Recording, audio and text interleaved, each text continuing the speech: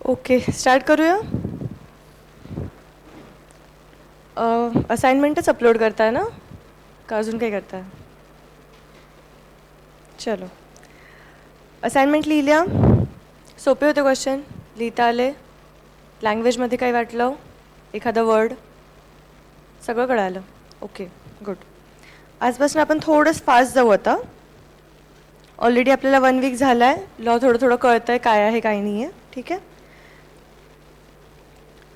काल आपण पाहिलं sources of law, process of law आपण पूर्वीच पाहिलं होतं परवा, राईट. आता आपल्याला बघायचे आज टाइप्स ऑफ लॉ.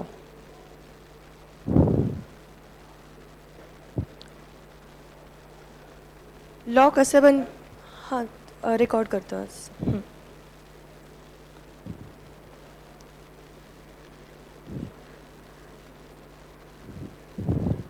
आज आपल्याला बघायचं आहे इंडियामध्ये कोणत्या कोणत्या पद्धतीचे लॉज बनवले जातात.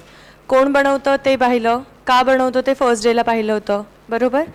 आता कुठले कुठले लॉज बनवले जाऊ शकतात. लॉ बेसिकली का बनवतात? Why laws are made? To solve certain problem of the society. Okay. Society के सिक्योरिटी के प्रॉब्लम्स हो सकते हैं, सोसाइटी के कोई फैमिली रिलेटेड प्रॉब्लम्स हो सकते हैं, बिजनेस वालों के प्रॉब्लम्स हो सकते हैं. So to solve all this law is made. Law provides you structure so that these problems won't arise. Even if they arise, law will provide you कि how you will be dealing with those problems. ठीक है, एक guidelines provide करेगा. सो अभी हम देखने वाले हैं कि what are the types of laws. कौन से लॉ फिर हम बना सकते हैं to solve problems of the society. Types of law in the Indian legal system. आपने ये सुने होंगे क्रिमिनल लॉ, सिविल लॉ. कभी सुना है?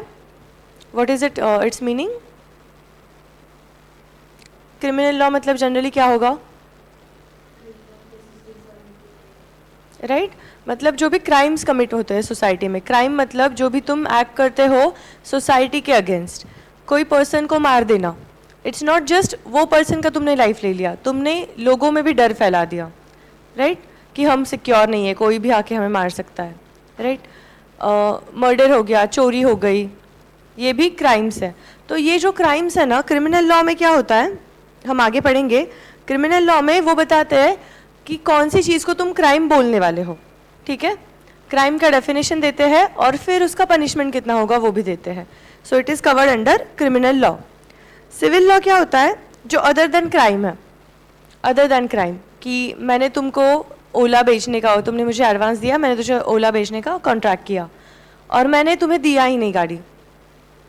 ठीक है, तुमसे पेमेंट पूरा ले लिया, गाड़ी दिया नहीं. सो ये तो क्राइम नहीं हुआ, ये तो मैंने कुछ एक्ट अगेंस्ट पब्लिक नहीं किया है. ये बस मैंने क्या किया, मेरा कॉन्ट्रैक्ट जो था वो मैंने फुलफिल नहीं किया. तो यहाँ पे कुछ ना कुछ जुर्माना सामने वाली पार्टी को मिलना चाहिए. जुर्मानाच ना, रेमेडी, काही ना काहीतरी भरपाई मिळाली पाहिजे. सो सिविल लॉ इसके लिए होते हैं कि कुछ गलत हुआ है. ऐसा नहीं कि कुछ क्राइम हुआ है, पर कुछ ना कुछ गलत हुआ है, तो वो गलत को सही करना है. गलत को सही करने के लिए फिर सिविल लॉ बताता है कि ऐसा ऐसा गलत हुआ है तो उसके लिए रेमेडी क्या होती है. ठीक है. देन थर्ड लॉ होता है कॉमन लॉ. कॉमन लॉ को ही लिख लो केस लॉ, या फिर जो हमने जुडिशियल प्रेसिडेंट्स पढ़ा था वो सेम होता है. कॉमन लॉ मतलब जो कोई अर्लियर डिसीजन आ गया, अगर on the same basis same facts के लिए मेरे पास नया केस आया है तो वो सेम मतलब जो पहला डिसीजन था वही मैं एज ए लॉ ट्रीट कर सकती हूँ. जो हमने जुडिशियल डिसीजंस पढ़ा था, याद आ रहा है? तो उसे ही केस लॉ बोलते हैं, उसे ही कॉमन लॉ बोलते हैं. एंड उसके बाद आता है प्रिंसिपल ऑफ नेचुरल जस्टिस. अभी ये तीनों लॉ ना ये ना कहीं लिखे हुए होते हैं. क्रिमिनल लॉ हमारे कोड ऑफ क्रिमिनल प्रोसीजर में है, सिविल लॉ लिखा हुआ है सीपीसी में. कॉमन लॉ तुम्हारे केस लॉज ड्राफ्ट होते हैं ना, तुम जब कोर्ट ऑर्डर देता है तब वो टाइप करते होते हैं साइड में, राइट. वो भी लिखा हुआ है. But principle of natural justice is something like जो लीगल सिस्टम का, जैसे हमने बात किया था ना, कॉन्स्टिट्यूशन इज द रूट. तो वही जो इंटरनेशनल लॉज है अभी तक के बने हुए बहुत पुराने, तो वो सब एक प्रिंसिपल ऑफ नेचुरल जस्टिस की नेचुरल मतलब तुम्हें समझ में आता है ना कि तुमने लॉ नहीं पढ़ा है, बट कभी कभी जब कोई केस के बारे में हम सुनते हैं हमें समझ में आता है कि कौन सा सही है कौन सा गलत है पार्टी, क्यों? एक मॉरल जजमेंट होता है ना हमारे में। तो वैसे वो प्रिंसिपल ऑफ नेचुरल जस्टिस 3 हमें प्रिंसिपल्स दिए हैं, वो बेसिक प्रिंसिपल्स है ह्यूमन सोसाइटी के, तो वो हिसाब से you can draft the laws कि वहाँ वो हिसाब से you can give the decisions. ठीक है, 4 चीज़ों पे हमें डिसीजन मतलब दे सकते हो। क्रिमिनल लॉ में क्या लिखा है, सिविल लॉ में क्या लिखा है, कॉमन लॉ में और प्रिंसिपल ऑफ नेचुरल जस्टिस में। ठीक है, अभी बस ये इतना लिख लो, इसको हम डिटेल में देखने वाले हैं। Each of this is a separate point. Okay, types of laws in Indian legal system.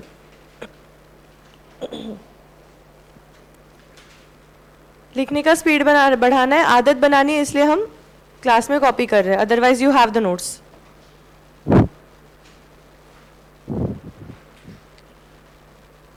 Online वालों ने भी लिखना है क्लास के साथ साथ।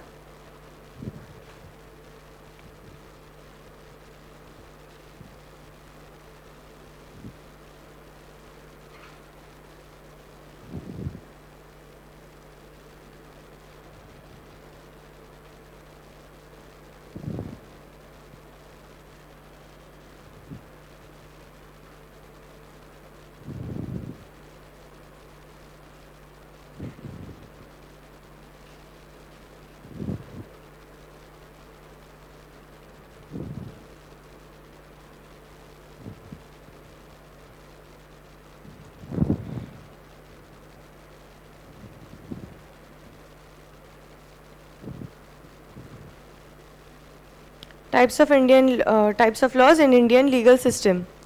First, criminal law. Second, civil law.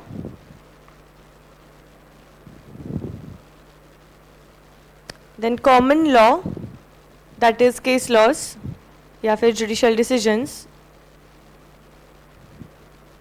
And lastly, principle of natural justice.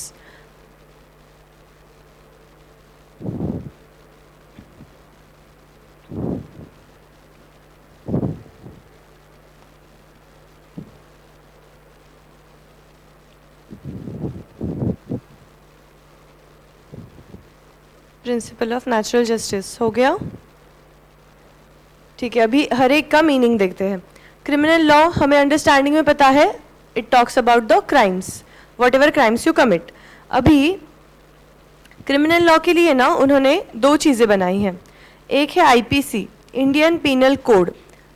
Indian penal code में दिया हुआ होता है the list of crimes, list of crimes and its punishment, list of crimes and its punishment। IPC 1860 में ये code आया था। तो आपने कभी सुना होगा कि किसी पे धारा 320 के तहत केस चल रहा है, वो जो धाराएं होती है ना, दीज आर फ्रॉम IPC। ठीक है, तो ये IPC में क्या दिया है कि कौन सी चीज़ को इंडिया में क्राइम बोला जाएगा। ओके, क्राइम बोला जाएगा एंड पनिशमेंट मिलेगी। पनिशमेंट क्या मिलेगी, मिनिमम पनिशमेंट, मैक्सिमम पनिशमेंट, ठीक है, पैरोल वगैरह, ये सब चीज़ें। तो ये आईपीसी में दिया हुआ होता है, Indian penal code, Indian penal code. तो अभी क्राइम किसको बोलते हैं जनरली, कि जो भी एक्ट अगेंस्ट द पब्लिक से होता है तुम्हारा, पब्लिक रॉन्ग्स। पब्लिक रॉन्ग्स मतलब अगर मैंने तुम्हारे साथ कोई कॉन्ट्रैक्ट किया था, तुमने मुझे एडवांस दिया, मैंने तुमसे प्रॉमिस किया मैं तुम्हें ओला का स्कूटर दूंगी, ठीक है, बट मैंने वो नहीं दिया, या फिर मैंने दिया और वो ऐसा निकला कि वो चल ही नहीं रहा, शोरूम से घर तक भी वो चला नहीं, ठीक है, शोरूम से घर तक भी वो चला नहीं। तो ये मैंने तुम एक इंडिविजुअल के साथ गलत किया, बराबर। शोरूम ओनर ने एक इंडिविजुअल के साथ गलत किया, उससे पैसे लिए और उसको एक खराब स्कूटर बेच दिया, बराबर। इसमें पूरे सोसाइटी का नुकसान हुआ है, नहीं हुआ, राइट। बट वही वो शोरूम ओनर ने वो कस्टमर के साथ कुछ झगड़ा हो गया, उसको मारा पीटा, ठीक है, जो आजू बाजू लोग खड़े थे वो भी डर गए, कोई बच्चा था किसी का, वो रोने लगा, ठीक है, तो ये क्या हुआ, एक्ट अगेंस्ट पब्लिक हो गया। इवन इफ उसने अलग कमरे में जाके उसको मारा, पर वो बाहर आके जब सबको पता चला कि इसने मारा है किसी को, तो लोग डर गए, उसके जो नीचे एम्प्लॉयज़ थे वो भी डर गए, राइट। तो ये पब्लिक के लिए, पब्लिक के खिलाफ जाता है। ये जो तुम वायलेंस करते हो ना कोई भी चीज़ का, पर्सनल स्पेस में करो या बाहर करो, इट इज़ अगेंस्ट पब्लिक, क्योंकि कोई भी हो सकता है ना, विक्टिम तो कोई भी हो सकता है।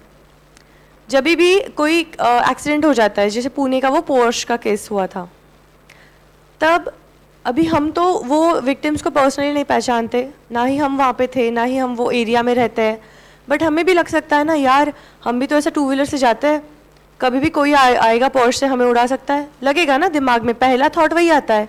मतलब even if that was a crime committed against those two people, but उसके वजह से डर किसको किसको लग रहा है, पूरे पुणे को, पूरे टू व्हीलर्स पे जाने वाले लोगों को। कोई भी वीकेंड में जा रहा है, केपी में जा रहा है, तो वो रोड से जाते वक्त उनको याद आएगा, अरे यहाँ पे ही हुआ था ये, राइट। तो ये एक्ट अगेंस्ट पब्लिक हो गया, पब्लिक के मन में डर बैठ गया ना।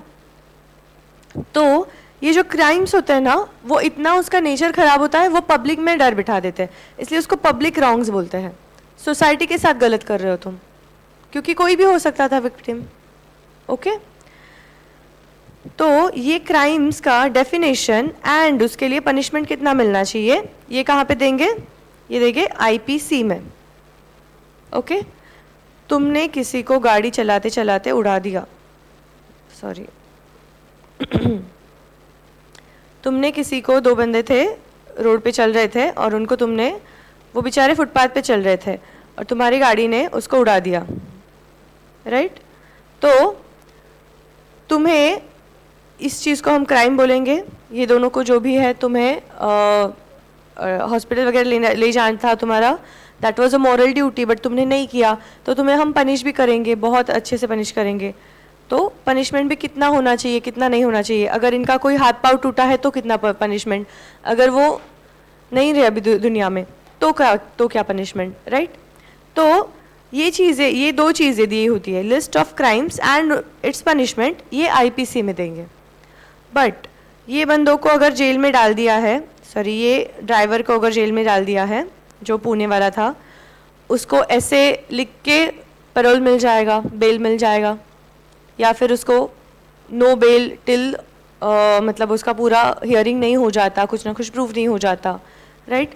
उसको अरेस्ट कितने टाइम में करना चाहिए, अरेस्ट करने के बाद मैजिस्ट्रेट के सामने कितने टाइम में लेके जाना चाहिए, ठीक है, एफआईआर का वगैरह, ये सब प्रोसीजर्स जो है वो दिए होंगे code of criminal procedures, CrPC, ठीक है। वो जेल में जाएगा तो तिहाड़ जेल वगैरह जैसे हमारे जेल होते हैं ना येरवाड़ा, तो वो जेल में कैसे मतलब जेल में उनका क्या रूटीन रहेगा, उनको जो अगर बहुत खतरनाक क्रिमिनल्स है उनको अलग से रखो, उनको ऐसे ऐसे ट्रीटमेंट दो, जो अलग क्रिमिनल से थोड़ा बहुत ही क्राइम किया है उनको सुधारने के लिए कुछ प्रोग्राम्स चलाओ, ये सब कहाँ पे होगा, सीआरपीसी में। कोर्ट की प्रोसीडिंग्स कैसे चलेंगे वो कहाँ पे होगा, सीआरपीसी में। जहाँ पे भी प्रोसेस आएगा वो code of criminal procedure, CrPC, 1973 का ये कानून है, ठीक है। इंडियन पीनल कोड कब लाया है, 1860, मतलब ब्रिटिशर्स के ज़माने में। तो अभी मतलब अभी जैसे करंट सिनारियो में ये दोनों को रिप्लेस किया हुआ है, वो भारतीय न्याय संहिता वगैरह, आपने नाम सुना है कभी, वो आया है अभी, but that is not part of our syllabus. तो यहाँ पे हम वो लिख के लेंगे,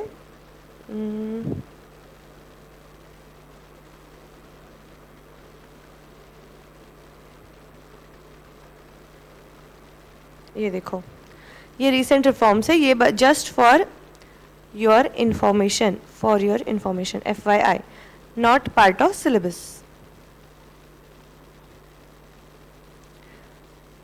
ICAI ने अभी तक ये भारतीय न्याय संहिता और भारतीय नागरिक सुरक्षा संहिता इसको इनकॉर्पोरेट नहीं किया है आज भी, इसलिए हम क्या बोलेंगे, क्रिमिनल लॉज लिखा है IPC में और उसका जो प्रोसीजर है वो CRPC में लिखा है, मतलब कोड ऑफ क्रिमिनल प्रोसीजर में लिखा है। IPC क्या बताता है, what is crime and what is it's punishment. CRPC क्या बताता है? How the criminal cases runs, court में कैसा प्रोसीडिंग होगा, उसको बेल मिलेगा नहीं मिलेगा, बेल मिलने के लिए कितने पैसे भरने पड़ेंगे, कब वो बाहर आ पाएगा, कितने दिनों का बेल मिलना चाहिए, अगर बहुत कोई साइको किलर होगा तो उसको ज़्यादा दिनों का नहीं देना चाहिए, किसी से सेल्फ डिफेंस में क्राइम हो गया है और उसको सज़ा हुए तो उसको मिल सकता है, सपोज़ कोई घर के फंक्शन अटेंड करने के लिए, या फिर वो बीमार है इसलिए बेल मिल सकता है, ठीक है। तो ये सब चीज़ें कहाँ पे देंगे? CRPC। Indian Penal Code 1860 defines what constitutes a crime, the nature of the offence and the punishment for such offence। अभी मैंने बोला था ना, ICI ना रिपीट में करता है, मतलब तुम्हारा एक ही साथ में 3 बार रिविजन हो गया। पहले तुमने यहाँ पे पढ़ लिया IPC क्या है, फिर यहाँ पे पढ़ लिया, फिर यहाँ पे पढ़ लिया। IPC में बताओ अभी क्या क्या होता है, क्या बताते हैं? What is crime, punishment for the crime, ठीक है। फिर एक चीज ऐड कर दी, नेचर ऑफ द ऑफेंस, ठीक है। Code of criminal procedure lays down detailed procedure for investigation, trial and execution of punishment for the crimes. Code of criminal procedure बताता है procedure for investigation, trial and execution of punishment. आपको ये पता है CID में कभी भी कोई लेडी अगर वो क्रिमिनल होगी तो उसको दया मारता नहीं है। इन जनरल हर केस में दया मारता है, एक थप्पड़ मारता है और फिर वो रोते रोते बता देती है। एवरी टाइम CID के हर एपिसोड में लास्ट में यही होता है, ठीक है, कि दया वो बंदे को मारेगा एंड फिर वो रोएगा, वो बता देगा, पूरा कन्फेस कर देगा कि मैंने ये चीज़ किया था। बट अगर लेडी होगी कोई तो उसको हमेशा कोई लेडी ऑफिसर मारती है, ठीक है। ऐसा क्यों?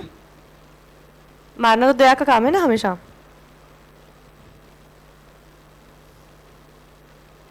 ये भी प्रोसीजर में लिखा हुआ है कि अगर तुम्हें कोई लेडी को अरेस्ट भी करना है तो फीमेल को अगर कोई अरेस्ट करना है, यू शुड हैव फीमेल तुम्हारे पास फीमेल ये चाहिए, ऑफिसर चाहिए कि जो उनको पकड़ के अंदर डाल सके, ठीक है।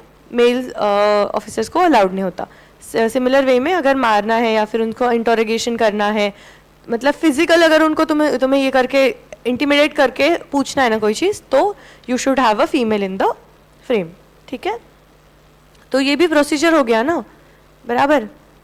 क्योंकि अगर कोई सपोज दया, कोई भी एक लड़की है, उसने क्राइम किया है, उसको पक्का पता है, पर दया अगर मारेगा, अगर वो बंदी ने क्राइम भी नहीं किया, इतना जोर से लग जाएगा, वो रोने ही लग जाएगी ना। तो ये भी है ना, ये प्रोसीजर्स में दिया हुआ है। ऑल्सो देर इज़ वन, आपने स्पेशल 26 मूवी देखा है? देखा है? वहाँ पे भी एक मतलब प्रोसीजर वहाँ पे इसमें आता है, हाईलाइट में आता है that after 6 PM and 6 AM तक, मतलब जब शाम ढल जाती है ना, मतलब सूरज डूब जाता है, सूरज उगने तक, you can't arrest a person, ठीक है। तो ऐसे ऐसे जो प्रोसीजर्स होते हैं ना, जो फॉलो करने चाहिए तुम्हारे एग्जीक्यूटिव बॉडीज़ को या फिर तुम्हारे पुलिस फोर्स को, तो ये सब चीज़ें कहाँ पे दी है? Code of criminal procedure. Examples of criminal offences: murder, rape, theft, fraud, cheating, assault, ठीक है। If a person commits theft, the offense and punishment are defined in IPC. The trial procedure are governed by CRPC. समझ में आ गया? बताओ अभी IPC में क्या होता है? अभी उसमें एक चीज़ ऐड कर दो, नेचर ऑफ ऑफेंस, ठीक है। What is crime, what is punishment, ये याद रह गया। उसमें एक चीज़ डालना है बीच में, nature of offence, what is nature of offence. उसके बाद में प्रोसीजर्स कहाँ पे होती है? Code of criminal procedure. Code of criminal procedure का ईयर 73, IPC का ईयर 1860। 1857 का बैटल हुआ ना ब्रिटिशर्स के अगेंस्ट, तो तब उनको जाके समझा कि यार इंडियन लोग तो हमारे खिलाफ अभी उठ के ये करेंगे, तो इनको पनिश करो। तो पनिश करने के लिए IPC लाया, ठीक है, ताकि they can have control over us. So 1860 में 3 साल बाद लाया ना इमीडिएटली।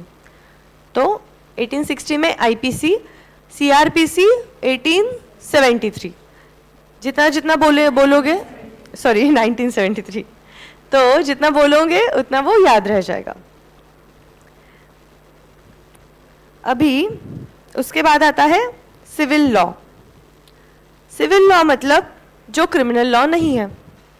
जो क्रिमिनल लॉ नहीं है, कोई तुम्हारे इंडिविजुअल्स के बीच में, कोई ऑर्गेनाइजेशंस के बीच में, एक चिंटू है, एक चिंटी है, एक अक्की है और एक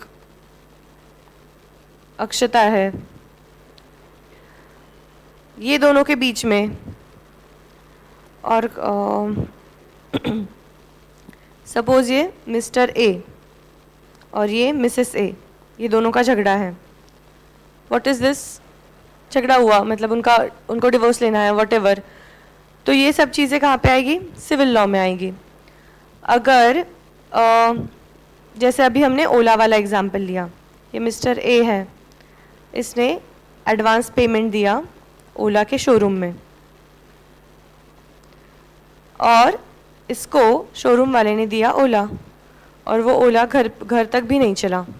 सो इट्स इंडिविजुअल एंड ऑर्गेनाइजेशन, ये दोनों के बीच में कुछ गलत हुआ है, कुछ ट्रांजैक्शन होने वाला था, वहाँ पे कुछ गलती हो गई। ठीक है। आपने अभी वो एग्जाम्पल्स केस सुना था राजपाल यादव का, उनको जेल में डाल दिया था, याद है? वो क्या हुआ था?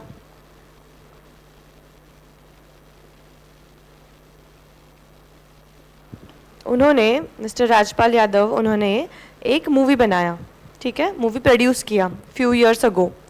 वो मूवी में उनको हो गया लॉस तो हो गया, बट जो भी उन्होंने, जिनसे भी पहले सप्लायर्स थे उनके, या फिर जिनको भी पेमेंट देना था, उनको तो पेमेंट देना ही पड़ेगा ना, even though you have incurred loss. So एक बंदे को उनसे 9 CR का पेमेंट आना था। उन्होंने पहले ही न्यू कि इनके पास इतना पैसा नहीं है, अभी लॉस में चले गए, फिर भी उन्होंने फर्स्ट चेक दिया।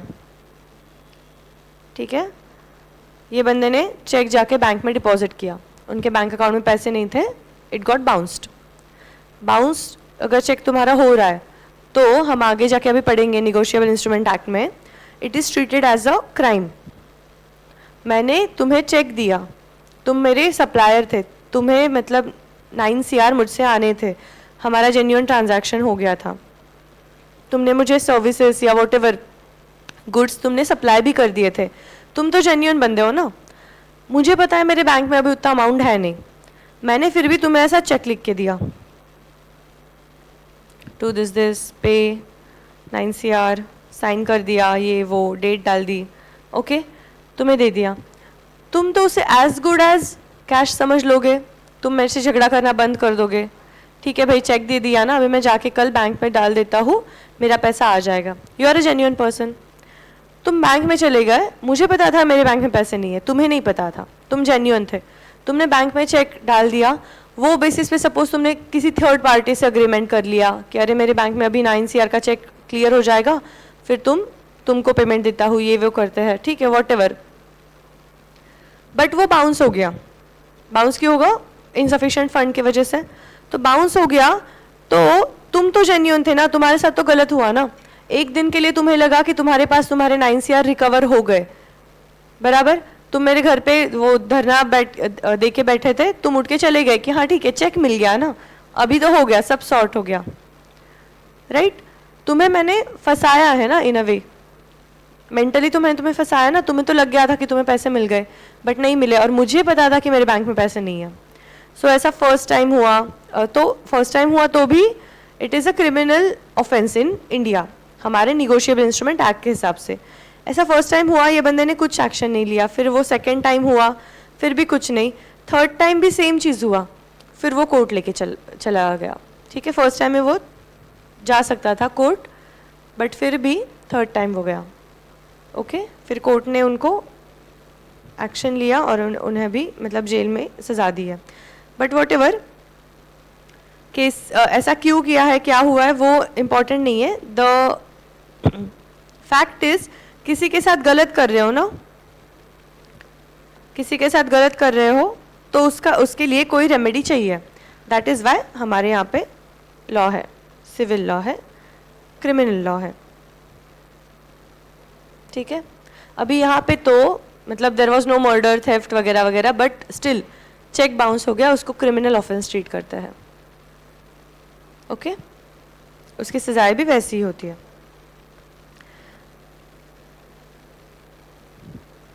सिविल लॉ के एग्जाम्पल. सिविल लॉ क्या होगा? Dispute between two individuals, two organisations.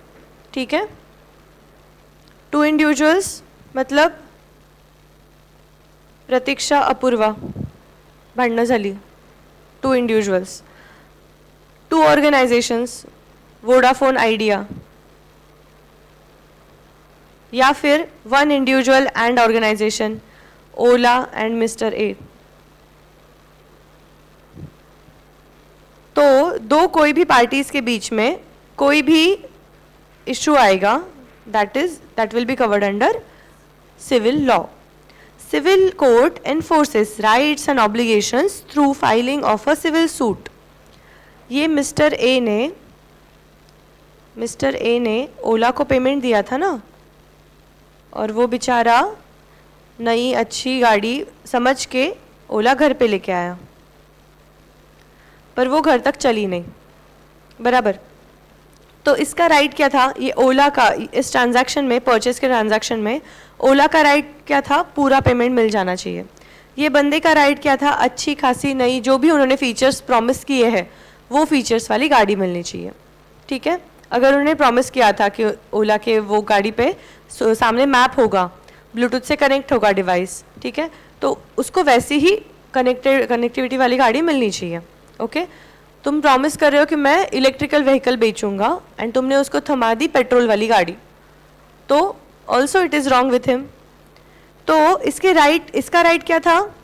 एक चलती हुई अच्छी ईवी गाड़ी जो ओला ने प्रॉमिस की थी. और ओला का राइट क्या था? फुल पेमेंट जो इसने प्रॉमिस किया था. राइट. सपोज 1.5 लाख. ओला को अगर 1.5 लाख आना, ये ओला का राइट है. और एक अच्छी ईवी देना, तुम्हारे जो भी फीचर्स है वो वाली ईवी देना, वो ओला का ऑब्लिगेशन है. बराबर. फॉर दिस मिस्टर ए, इसका राइट क्या है? अच्छी एक प्रॉपर ईवी जो भी उन्होंने मॉडल डिसाइड किया है, S20, S16 वॉटेवर, तो वो मॉडल की S20 मॉडल की ही ओला मुझे मिलनी चाहिए. एंड ये इसका राइट हो गया. एंड इसका ऑब्लिगेशन क्या हो गया? पे 1.5 लाख. हाउएवर तुम लोन लेके EMI करवा के पे करो, कैश में पे करो, बैंक से पे करो, कुछ भी करो, तो ऑब्लिगेशन क्या हो गया? Payment of 1.5 lakh. ये ऑब्लिगेशन हो गया. दोनों चीज़ें समझ में आ रही है? एक बंदे के लिए जो ऑब्लिगेशन है वो सामने वाली पार्टी के लिए राइट हो जाता है, सामने वाली पार्टी का राइट तुम्हारे लिए ऑब्लिगेशन हो जाता है. Got it? तो ये सिविल लॉज क्या करते हैं ना, सिविल लॉज तुम्हारे राइट्स को प्रोटेक्ट करते हैं एंड ऑब्लिगेशंस को एनफोर्स करवाते हैं. ओला का ऑब्लिगेशन क्या था? चलती फिरती अच्छी खासी S20 की ईवी मुझे देना है, S20 मॉडल सपोज. ओला का ऑब्लिगेशन S20 मॉडल की ईवी देना है. और ये बंदे का ऑब्लिगेशन क्या था? मिस्टर ए का ऑब्लिगेशन था 1.5 लाख की पेमेंट. अगर राइट था S20 ईवी, राइट था 1.5 लाख पेमेंट. ठीक है. तो अगर ये दोनों में से कोई भी अपना ऑब्लिगेशन फुलफिल नहीं करेंगे तो सिविल कोर्ट इनको पनिश करेगा. ठीक है. सिविल कोर्ट यहाँ पे पिक्चर में आ जाएगा. अगर ये दोनों में से किसी का भी राइट हैम्पर हो रहा है तो सिविल कोर्ट पिक्चर में आएगा. समझा? दोनों के भी राइट्स एंड ऑब्लिगेशंस को प्रोटेक्ट कर रहा है. वो राइट्स को प्रोटेक्ट कर रहा है, ऑब्लिगेशंस को इन्फोर्स कर रहा है. अगर ओला बोला मेरे ऑब्लिगेशन मैं फुलफिल नहीं करूँगा, S20 नहीं तुम्हें S19 दूंगा, तो यहाँ पे भी तुम सिविल कोर्ट में जा सकते हो. अगर ये बंदे ने बोला कि मैं तुमको 1.5 लाख नहीं, मैं तुम्हें 1 लाख की पेमेंट करूँगा, बाकी का भूल जाओ, अभी मेरे पास पैसे नहीं है। तो इसके राइट हैम्पर हो रहा है, फिर जा सकते हो सिविल लॉ, सिविल कोर्ट में, सिमिलर दिस वे में, ठीक है। ए के केस में भी सेम होगा। तो सिविल कोर्ट क्या करता है? Civil court enforces rights and obligations through the filing of civil suit. एक लाइन में हमने लिख दिया, सिविल कोर्ट तुम्हारे राइट्स को एनफोर्स करेगा एंड ऑब्लिगेशंस को एनफोर्स करेगा through filing of a civil suit. These are private disputes not crimes against society. ये हमने डिस्कस किया अर्लियर जब क्रिमिनल लॉ देख रहे थे। Criminal law are acts against society, पूरे सोसाइटी को उसकी वजह से प्रॉब्लम होता है। बट ये जो सिविल लॉज होते हैं ना, they relate to the private disputes. तुम्हारा और ओला का मामला है, मिस्टर ए मिसेस ए का मामला है, ठीक है। यहाँ पे प्राइमरी ऑब्जेक्टिव क्या होता है? Dispute resolution, not punishment.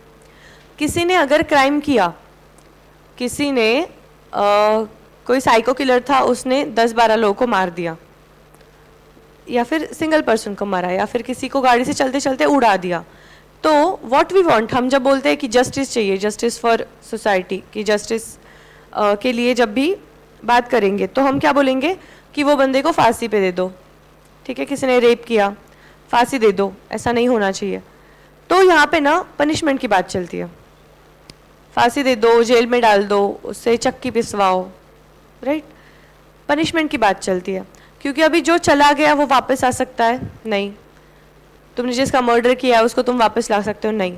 But जो डर तुमने फैला दिया, उसके लिए अगर तुम्हें पनिशमेंट मिला ना, तो वो डर कम हो जाएगा, बराबर। तो क्रिमिनल लॉ का ऑब्जेक्ट हमेशा होता है, ऑब्जेक्ट हमेशा होगा punishment, okay. But civil law में ऑब्जेक्ट क्या होगा? रिजोल्यूशन, मतलब सॉल्व करते हैं कुछ, एक जो गलत हुआ है उसको सही करते हैं, रेमेडी देते हैं तुम्हें, ओके।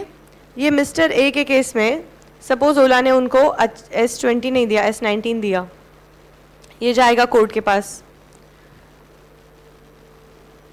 कोर्ट क्या बोलेगा? दोनों को बुलाएगा, बैठो, क्या हुआ क्या नहीं हुआ, ठीक है। ओला, तुमने S20 का प्रॉमिस किया था ना, S19 क्यों दिया? ये S19 लेके जाओ तुम्हारे घर पे, S20 ये बंदे को डिलीवर कर दो, ठीक है। रिजोल्यूशन। सपोज ये बंदे ने ओला को पेमेंट देने से मना कर दिया और ये ओला चली गए कोर्ट। कोर्ट इसको बुलाएगा, मिस्टर ए को, ओला को, क्या हुआ, कितना पेमेंट बाकी था, ठीक है। Mister A, this is not correct, तुमने अगर प्रॉमिस किया था 1.5 लाख पे तुम ये गाड़ी बाय करने वाले थे, अग्रीमेंट हो गया था, क्यों नहीं कर रहे? अभी पेमेंट कर दो, अभी तुम्हारे पास नहीं है, कहीं से लाओ पैसे, अरेंजमेंट करो और कर दो पेमेंट, ठीक है। गलत कर रहे हो। तो ये क्या है? फोकस क्या है? पनिशमेंट पे थोड़ी है। फोकस तुम्हें जेल भेजना, तुम्हें फांसी की सज़ा देना, या फिर तुम्हें लाइफ इम्प्रिजनमेंट, या ये सब थोड़ी है ना। फोकस क्या है? फोकस है जो गलत हुआ उसे सही करो, fine. Resolution, that is remedy. Remedy का मीनिंग लिख के लिया था, लिखा था ना, लिखा था, कौन से पॉइंट पे था वो?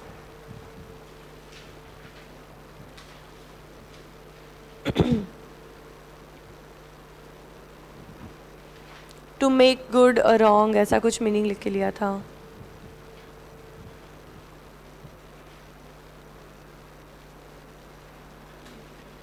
नहीं?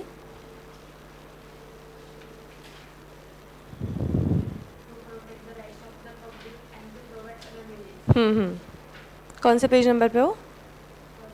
फर्स्ट पेज पे, last para.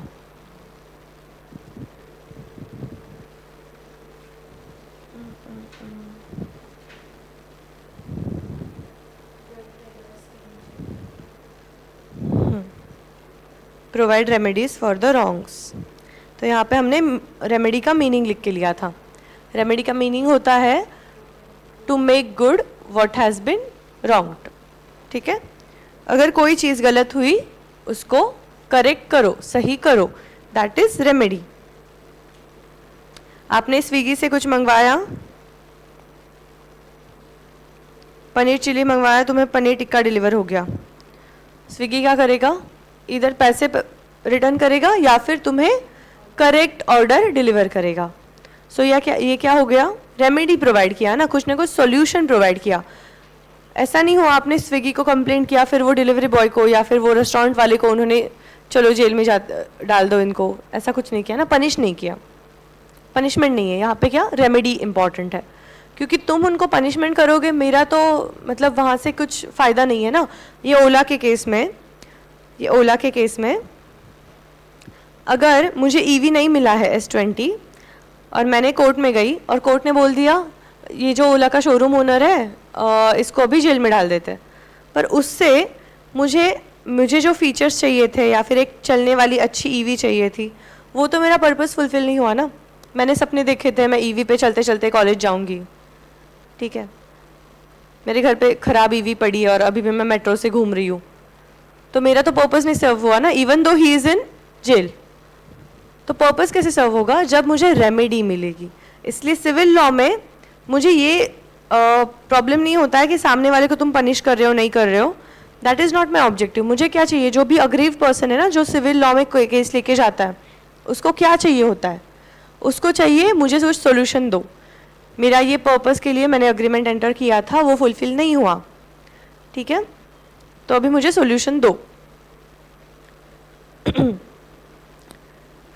So civil laws focus on dispute resolution. तुम्हारा जो झगड़ा है वो ख़त्म करो, उसमें कुछ एक मिडिल पॉइंट पे दोनों को लाओ, that is the objective of civil law. अभी जैसे क्रिमिनल लॉ की जो प्रोसीजर्स थे वो कहाँ पे दिए थे? Code of criminal procedure 1973। तो यहाँ पे भी एक कोड ऑफ सिविल प्रोसीजर्स है, CPC, code of civil procedure 1908। तो यहाँ पे पूरे प्रोसीजर्स एंड एडमिनिस्ट्रेशन उसके गवर्न होते हैं। तो आप बोलोगे सिविल लॉज के मतलब सिविल क्राइम्स कहाँ पे दिए है, लिस्ट कहाँ पे है, बराबर? तो इसका ना एज सच ऐसा लिस्ट नहीं, वो क्या होगा, वो डिफरेंट एक्ट से गवर्न होगा। सिविल लॉ में जैसे ओला का और मेरा कॉन्ट्रैक्ट है और वो ओला ने मुझे गाड़ी नहीं दिया ना अच्छा चलता हुआ, या फिर whatever the model that we have agreed on, S20 चाहिए था, S20 नहीं दिया ओला ने, तो हमारा कॉन्ट्रैक्ट उसने ब्रीच किया, इसलिए हम कॉन्ट्रैक्ट एक्ट के अगेंस्ट कॉन्ट्रैक्ट एक्ट में वो गलत हो गया है। जो चेक वाला चीज़ हुआ था राजपाल यादव का, that is negotiable instrument act, ठीक है। अगर तुम्हारे कोई फैमिली में डिस्प्यूट है, इनहेरिटेंस वाला डिस्प्यूट है, तो उसके लिए तुम फैमिली लॉज देखोगे, ठीक है। डिवोर्स के केसेस है उसके लिए भी मैरिज एक्ट्स में जाएंगे, ठीक है, स्पेसिफिक रिलीजन वाइज जो मैरिज एक्ट्स हैं वहाँ पे जाएंगे। तो ऐसा लिस्ट जो है ना सिविल लॉ के क्राइम्स, सिविल लॉ के डिस्प्यूट्स, क्राइम्स नहीं बोलते उसको, सिविल लॉ के डिस्प्यूट्स क्या क्या गलत हो सकता है, ये अलग अलग एक्ट्स में होगा, ठीक है। तुमने सिविल सूट फाइल किया, फिर वो कैसे चलेगा, तुम्हारा ट्रायल, तुम्हारा कोर्ट का प्रोसीजर, ठीक है, रिजोल्यूशन कैसे मिलना चाहिए, कितने दिनों तक ये सब चीज़ें चलेगी, that is given in CPC, code of civil procedure 1908।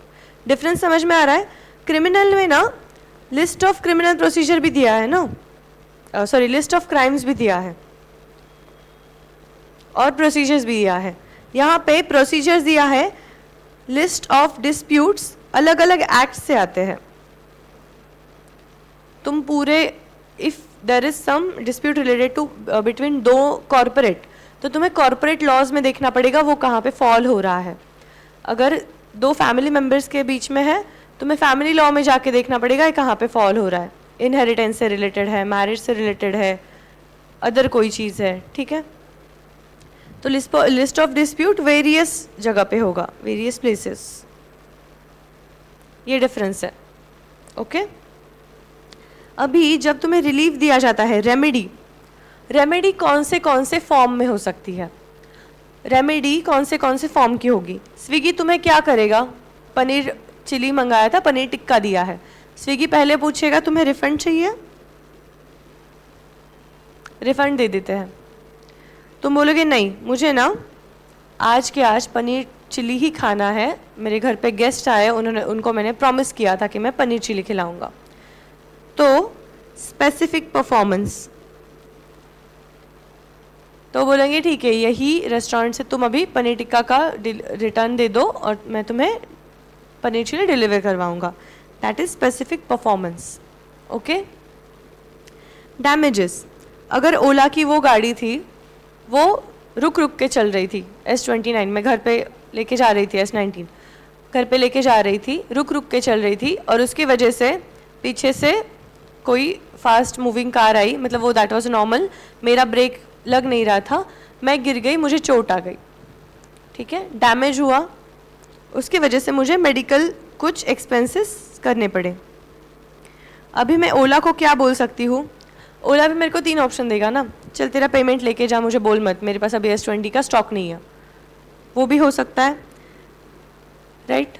उसने S19 दिया था, मैं बोल सकती हूँ तू ये वापस ले ले, मुझे S20 ही होना, तू पैसे मत दे, मुझे वही गाड़ी चाहिए, मैंने बहुत सपने देखे वो गाड़ी के लिए, ठीक है। या और प्लस कोर्ट ये भी बोल सकता है कि भाई तेरी वो S19 चलाने की वजह से इसका सर फूटा, उसको मेडिकल एक्सपेंसेस करने पड़े, वो भी इसको रियम्बर्स कर, तेरी वजह से ही हुआ ना, समझा। इन नॉर्मल केसेस अगर हम अभी यहाँ पे आ रहे हैं प्रेस्टीज पे और गाड़ी चलाते हुए आ रहे हैं, तुम्हारा शीशा किसी ने फोड़ दिया या तुमने कोई ऑटो वाले का शीशा फोड़ दिया, तो वो रुकाता है, भर के दे दे बोलता है, मतलब क्या, वो डैमेजेस मांगता है, बराबर। सो जो हमारे सिविल लॉ में जो भी तुम्हें रिलीफ मिलेगा, डैमेज रिलीफ मिलेगा, रेमेडी मिलेगा, रिजोल्यूशन मिलेगा, वो ये तीनों में से कोई फॉर्म में होगा। एक तो तुम्हें तुम्हारे पैसे, जिसको भी पैसे आने थे उसको पूरे दे दो, या फिर डैमेजेस, तुमने ये एक्टिविटी या ये कॉन्ट्रैक्ट फुलफिल नहीं किया, इसके वजह से मुझे कुछ प्रॉब्लम हुआ है, उसकी वजह से मुझे नुकसान हुआ है, तो वो डैमेजेस दे दो। एंड स्पेसिफिक परफॉर्मेंस, नहीं मुझे अगर ओला का यही बाइक चाहिए तो वही चाहिए। एग्जाम्पल, ये मिस्टर ए है, इसको, ठीक आहे, मिस्टर ए तर खूपच एक्झाम्पल झालं. खुशी फेवरेट ॲक्टर काय कोणता सांगितला होता तू फर्स्ट डेला? नव्हता सांगितला? अल्लू अर्जुन. ठीक आहे. सपोज खुशीचा बर्थडे आहे. She wants Allu Arjun to come and perform at her birthday. Allu अर्जुनने डान्स केला पाहिजे माझ्या बर्थडेला. Khushi will approach him saying I will pay you 50 lakhs. You have to promise to dance at my birthday party. ठीक आहे. आता सपोज अल्लू अर्जुनने हिच्याकडनं advance घेतला, 5 lakhs advance दिले खुशीने, सगळ्यांना बर्थडे पार्टीचे इन्व्हिटेशन्स गेले, अल्लू अर्जुन येणार आहे, अल्लू अर्जुन येणार आहे, सगळ्या गावामध्ये चर्चा. ठीक आहे. 100-150-1000 लोक जमा झाली अल्लू अर्जुनला बघण्यासाठी. आणि त्या दिवशी त्याने फोन स्विच ऑफ केला. खुशी पूर्ण रेडी आहे, घरातले सगळे रेडी आहे, स्टेज रेडी आहे, गाणं रेडी आहे, अल्लू अर्जुन आलाच नाही. ठीक आहे. ॲडव्हान्स घेऊन पण त्याने काय केलं, कॉन्ट्रॅक्ट त्याचा फुलफिल नाही केला. सो या केसमध्ये खुशी त्याला घेऊन जाऊ शकते कोर्टमध्ये. कोर्टमध्ये गेल्यावर 3 गोष्टी, कंपन्सेशन, तो म्हणेल नाही यार मला झोप लागली होती, माझ्या फोनची बॅटरी डेड होती, मला लक्षातच नव्हतं की त्या दिवशी बर्थडे होता, तुझे 5 lakhs रिटर्न घे आणि सोड. किंवा डॅमेजेस, एवढा सगळं सेट लावला होता, फोटोग्राफर्स होते, साऊंडवाले लोक होते, स्टेज होता, ते सगळा माझा खर्च वाया गेला आहे, तर डॅमेजेस पे कर, हे एक म्हणू शकते. किंवा तिला दुसरं काहीच घेणं देणं नाही, माझा पैशांचा काय लॉस झाला आहे, किंवा माझं बाकी काय लॉस झाला आहे, तिला हे घेणं देणं आहे की अल्लू अर्जुन माझ्या बर्थडेला नाचणार होता, तो नाचला नाही आहे. So specific performance. मी पुन्हा एकदा बर्थडे पार्टी ठेवते, आता तू येऊन डान्स कर. ठीक आहे. Specific performance. So relief can be usually in 3 types. Compensation मिळू शकतं तुम्हाला, डॅमेजेस मिळू शकतात, किंवा स्पेसिफिक परफॉर्मन्स, किंवा कॉम्बो ऑफ ऑल 3. कधी कधी स्विगीने तुम्हाला ठीक आहे तुमचं रिफंड करून टाकला, पनीर चिली आणि पनीर टिक्कासाठी रिफंड दिली अमाऊंट, प्लस तुम्हाला एक ते कोड देतात कि इनकन्वीनियंसबद्दल 50 रुपीज़. ठीक है, हमने इतना इनकन्वीनियंस तुम्हें दिया है, तो please have this coupon of 50 rupees, you can use it for the next order, so that they will be in our good books. ठीक है, एक बार ख़राब एक्सपीरियंस आने के बाद हम वापस जाते नहीं ना वहाँ पे, पर फिर भी वो हमें कूपन देते हैं ताकि नेक्स्ट टाइम हमें याद रहे, अरे 50 रुपये का कूपन है, फिर वहाँ से ही ऑर्डर कर लेते हैं. ठीक है. सो कॉम्बिनेशन में हो सकता है तुम्हारे रेमेडीज़. कौन से 3 combination? Compensation, damages and specific performance. Relief can be in 3 forms. Examples of civil disputes are breach of contract, Allu Arjun ने ब्रीच ऑफ कॉन्ट्रैक्ट किया. Non delivery of goods, Ola गुड्सचं पेमेंट घेतलं, गाडी दिली नाही. Non payment of dues to a lender और seller. लेंडरचा meaning काय?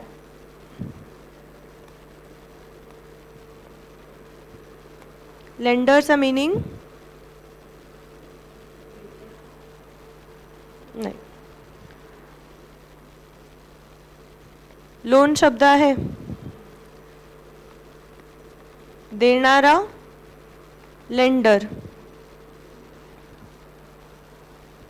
लेंड करतो ना तो. आय लेंड सम मनी म्हणजे मी दिली तुम्हाला, तुम्ही ओ करता, मला परत देणं. ठीक आहे. लेंडर म्हणजे देणारा, लोन देणारा. किंवा सेलर असतो, ज्या सेलरचे आपण डेटर आहोत. सेलर म्हणजे आपला क्रेडिटर आहे, बरोबर. तर ह्या दोघांनाही तुम्हाला पैसे देणं आहे ना, त्यांना तुम्ही पैसे नाही दिले.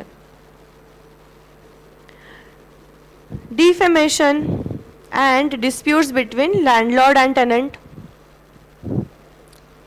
प्रतीक्षा पीजीवर राहती, आता पीजीच्या आंटींसोबत भांडण झाले, तर ते कुठे क्रिमिनल लॉमध्ये जाणार का? नाही, सिव्हिल लॉ. ठीक आहे. डिस्प्यूट झाले रेंटवरनं, डिपॉझिटवरनं, काही त्यांच्या प्रॉपर्टीचं नुकसान झालं असेल असं त्यांचं म्हणणं असेल, त्याबद्दल ते पैसे मागत असतील, काही डिस्प्यूट्स असू दे लँडलॉर्ड टेनंटचे, that will go under again civil law. डिफेमेशनचं सांगा मला meaning. Defamation as a civil law. बरोबर. मीनिंग त्याचा मी थोडं एक्सप्लेन कर.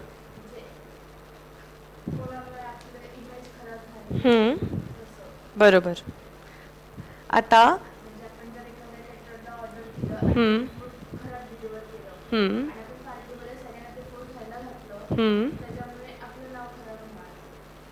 बरोबर. हे केटरच्या ह्याच्यामध्ये म्हणजे तू ॲज अ इंडिव्हिज्युअल तू पार्टी देतीये, मग तिथे फार अप्लिकेबल नाही होणार. तू ॲज अ कंपनी पार्टी दिली आहेस, मग होऊ शकतं. प्लस सपोज आता हे असतील, कोणी पॉलिटिशियन्स असतील किंवा ॲक्टर्स असतील, अल्लू अर्जुनच असेल. अल्लू अर्जुनवरती सपोज तो आला, 50 lakhs त्याने घेतले होते, 5 lakhs घेतले होते ॲडव्हान्स, तो आला खुशीच्या पार्टीमध्ये नाचला, सगळं केलं. बट तरी खुशीने सोशल मीडियावर टाकलं की ह्याने माझ्याकडनं 5 lakhs घेतले आणि तो आलाच नाही. ठीक आहे. मग त्याची इमेज खराब झाली. त्याचे नेक्स्ट कॉन्ट्रॅक्ट जे मिळणार होते त्याला, मूवीजचे, ॲड्सचे, ते सगळे मिळणार नाहीत, बरोबर.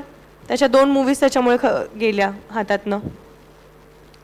ठीक आहे. मग तो काय करणार? डिफेमेशन सूट फाईल करणार की इनकरेक्ट माझ्याबद्दल इन्फॉर्मेशन तुम्ही स्प्रेड केली, त्यामुळे मला नुकसान झालं आहे. मग ते नुकसान फायनान्शियल असू शकतं, ते मेंटल पण असू शकतं. ठीक आहे. कोणाबद्दल तुम्ही काही अफवा सपोज पसरवल्या तर त्यांना, त्यांच्या फॅमिलीला मेंटल त्रास पण होऊ शकतो, तर त्याबद्दल पण लोक फाईल करतात. डेफेमेशनचे सूट इतके काहीही अमाऊंट्सला फाईल करतात की छोटंसं असेल एखादं स्टेटमेंट आणि त्यासाठी 10 CRचं डेफेमेशन सूट, 50 CRचं डेफेमेशन सूट. अल्लू अर्जुनच्या केसमध्ये ठीक आहे, त्याला एवढं होऊ शकतं नुकसान, एखादा असा गल्लीतला कोणी असेल चिंटू पिंटू, त्याने डिफेमेशनचं सूट फाईल करायचं आणि 10 CR मागायचे. ठीक आहे, हे पण होतं. आणि मग तिथे जेव्हा कोर्ट तुम्हाला जजमेंट देतं तेव्हा ते रिझनेबल बेसिसवरती देतं. ठीक आहे, 1 रुपयाचा पण अब्रू नुकसानीचा मग अवॉर्ड मिळतो, की म्हणजे कारण त्यांना फक्त प्रूव्ह करायचं असतं, तिथे पैशांचा विषय नसतो. हे प्रूव्ह करायचं असतं की माझ्यासोबत चुकीचं झालं, मग कोर्ट तुम्हाला 1 रुपया अवॉर्ड करतं, त्या पार्टीला द्यायला लावतं, ह्या पार्टीला. ठीक आहे. सो हे सगळे कुठे येणार? Criminal law. ठीक आहे, म्हणजे जागी आहेत सगळे. Civil law. Civil laws are further that can be classified into law of contract. आपण पुढे वाचणार आहोत, आपल्या सिलेबसमध्ये आहे कॉन्ट्रॅक्ट ॲक्ट. ठीक आहे. Family law, property law, law of tort. Okay, आता ह्यांचे पुढे आपण मिनिंग पाहणार. एवढं कळालं सिव्हिल लॉ, क्रिमिनल लॉ, दोघांमधला बेसिक डिफरन्स काय?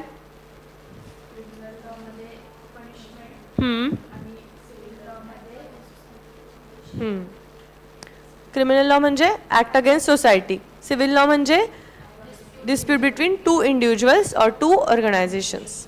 ठीक आहे. Focus of criminal law punishment, focus of civil law resolution. Civil लॉचं रिझोल्युशन 3 फॉर्मॅटमध्ये असू शकतं. कंपन्सेशन. ठीक. आता आपण सिव्हिल लॉचे फर्दर टाइप्स बघणार आहोत. Types of civil law.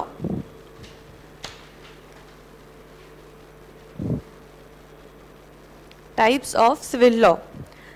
First is law of contract. Contract act जो it governs agreements enforceable law by law. आपण ह्याची डेफिनेशन कॉन्ट्रॅक्ट ॲक्टमध्ये एकदम इन डिटेलमध्ये बघणार आहोत.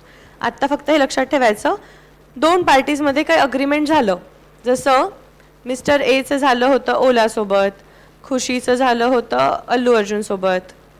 ठीक आहे.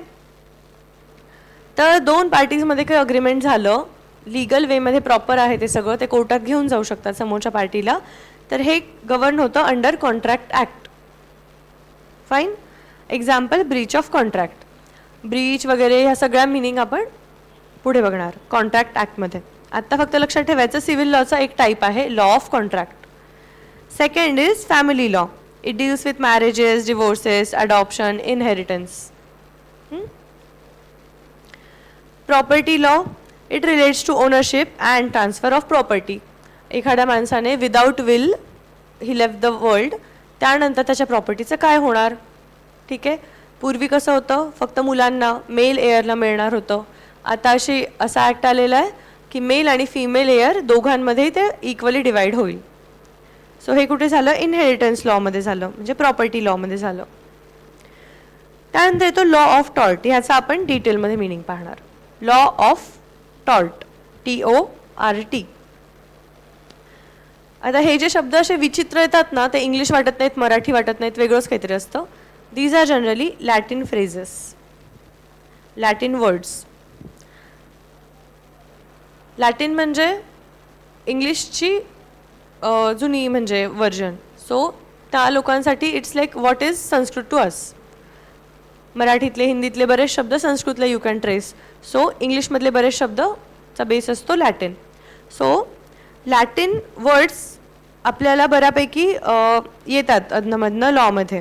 जे जुने जुने प्रिन्सिपल्स सेट झालेले असतात किंवा नावं सेट झालेली असते, त्यांचा मग आपल्याला तेव्हाचा मिनिंग बघायचा असतो.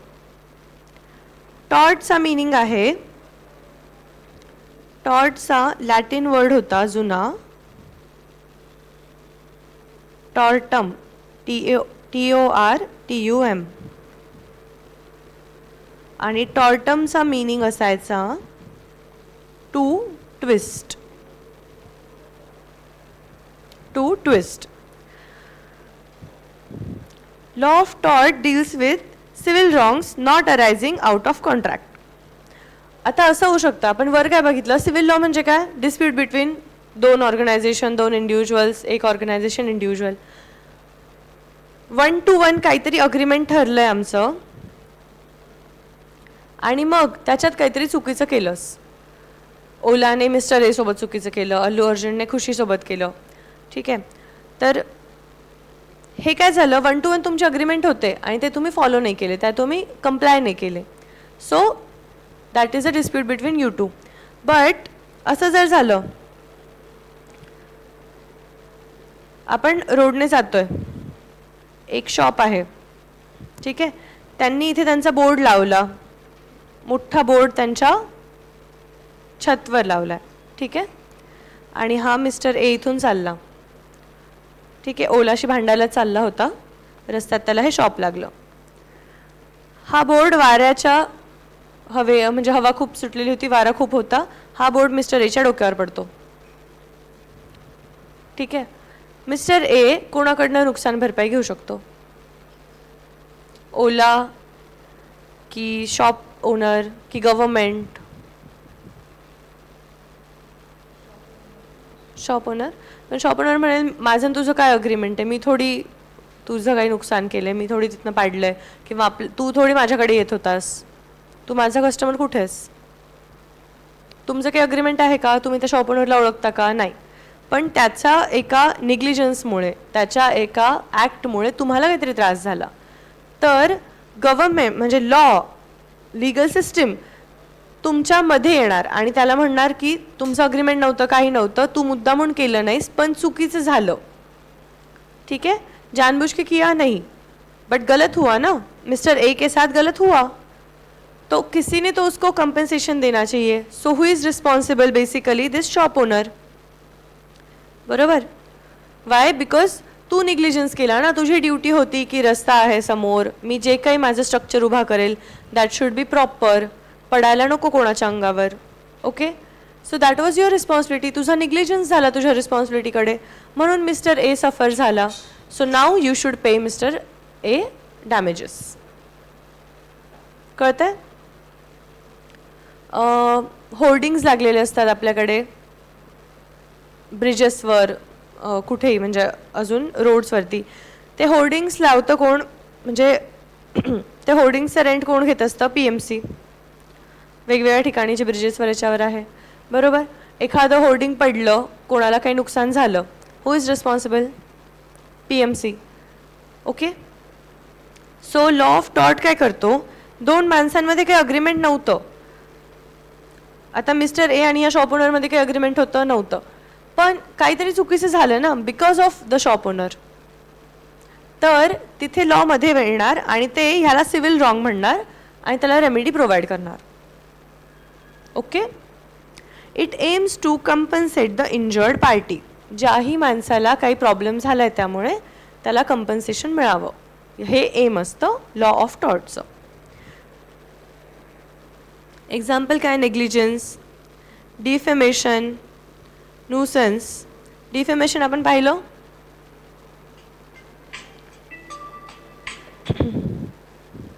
आज आपण थोडंसं 10 मिनटं एक्स्ट्रा घेणार होतो, चालेल ना? हेवी वाटतंय? नाही, छान वाटतंय लॉ. मीच म्हणते का हे, की वाटतंय खरंच? हां, ठीक आहे. डेफेमेशन पाहिलं आपण, that is also law of tort. गलत तो हुआ ना, असं होऊ शकतं. सपोज खुशीने जानबूझ के ती पोस्ट नाही केली, तिला वाटलं की आता हा फोन स्विच ऑफ करून बसलाय, हा येणारच नाही, म्हणून तिने असं रागारागात, किंवा तिचं ऑलरेडी इन्स्टा लाईव्ह वगैरे चालू होतं, एवढा मोठा अर्जुन येणार म्हणून, मग ती रडत होती लाईव्हवरती की माझे पैसे घेतले, आलाच नाही, ठीक आहे. तर तिला माहिती होतं का की तो may be on the way आहे आणि त्याची खरंच बॅटरी डेड झालेली आहे.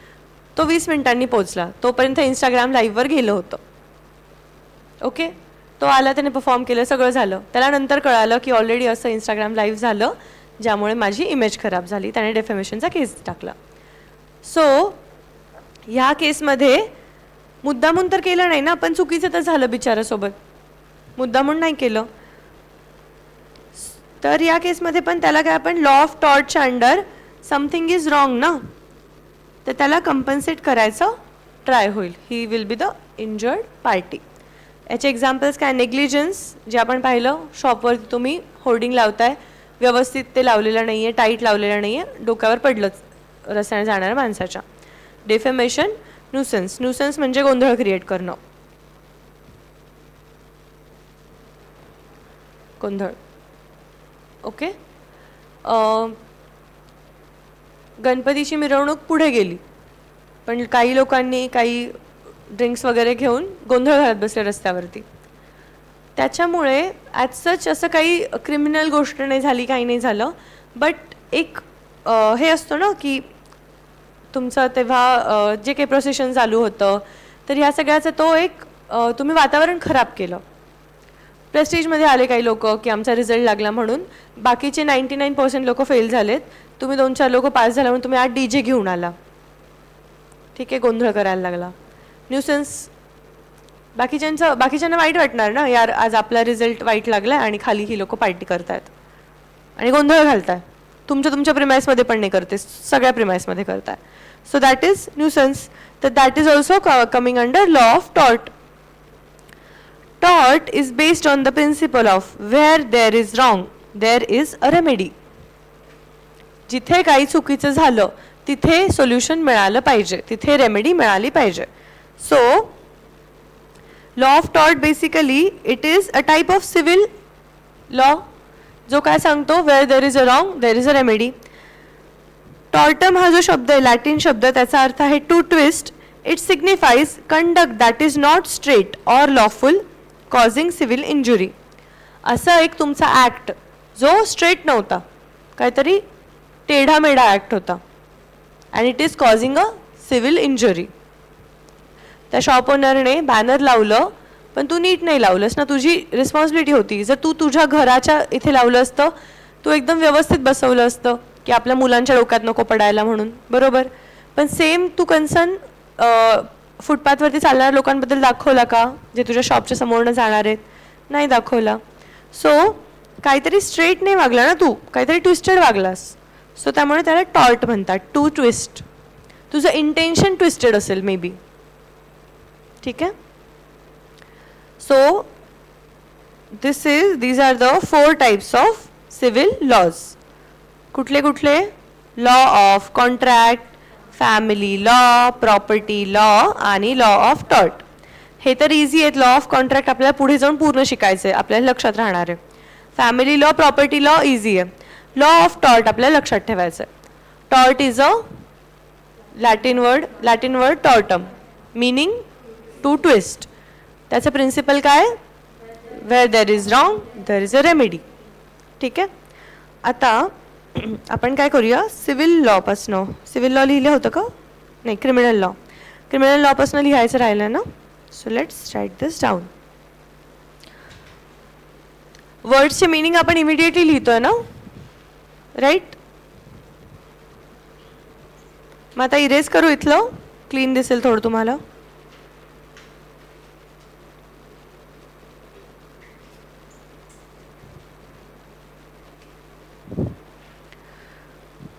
क्रिमिनल लॉ लिहायचा आहे, मग civil law and types of civil law, एवढाच कव्हर करायचं.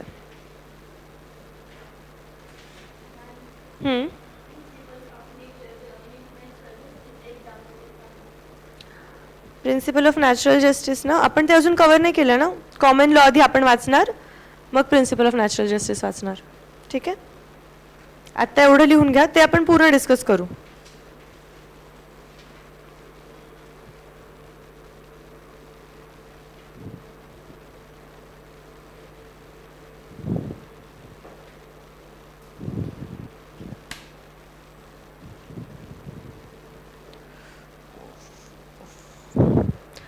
थोडंसं चालणार आहे ना, 10-15 मिनटं एक्स्ट्रा घेतलेलं.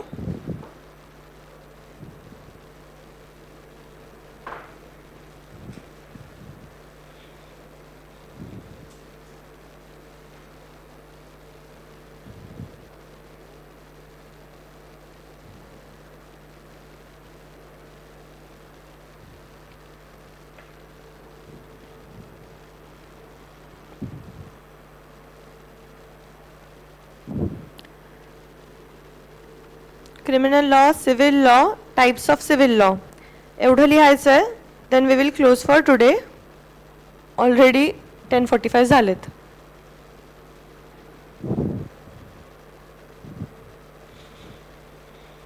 ऑनलाईन वालो एवढं लिहायचं आहे. Criminal law, civil law, types of civil laws.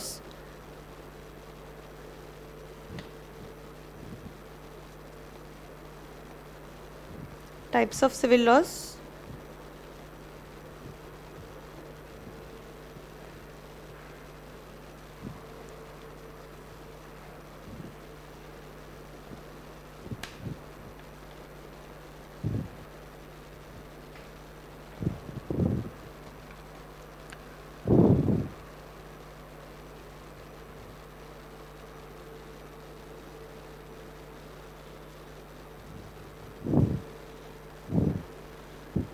Common law, principle of natural justice उद्या कवर करूया. ठीक आहे, चलो.